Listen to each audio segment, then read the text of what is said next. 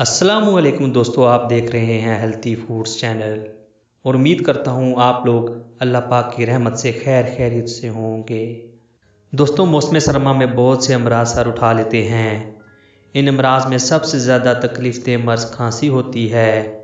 सीनों और पसलियों में ठंड लगने की वजह से फेफड़ों का नमूनिया होने का खदशा हो जाता है।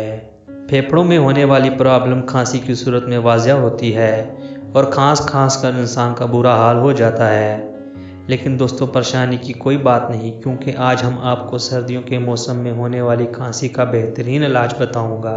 इस नुस्खे की बदौलत मौसम सरमा में इंशाल्लाह आपको दोबारा खांसी नहीं होगी। इससे पहले मैं आपको इस अमेजिंग टोटके के बारे में बताऊं।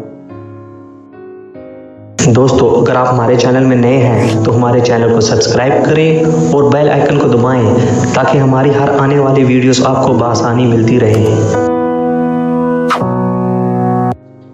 आपने शहद लेना है 1 चाय का चम्मच, लींबू का रस आधा चाय का चम्मच। 1 चम्मच शहद लेकर इसमें लींबू का फ्रेश रस आधा चम्मच डालें और इसको मिक्स करके पी लें। शहद ग्लूकोज, विटामिन्स और मादनियात से भरपूर इंग्रेडिएंट्स है। सर्दी के मौसम में ठंड लगने की सूरत में यह निहायत मौसर है।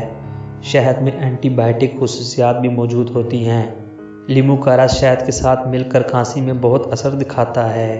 आपने ये दिन में 2 बार पीना है, 1 मरतबा सुबह और 1 मरतबा शाम को। इंशाल्लाह एक ही दिन में आपको फौरी अफाका महसूस होगा। ये बहुत ही अच्छा टोटका है।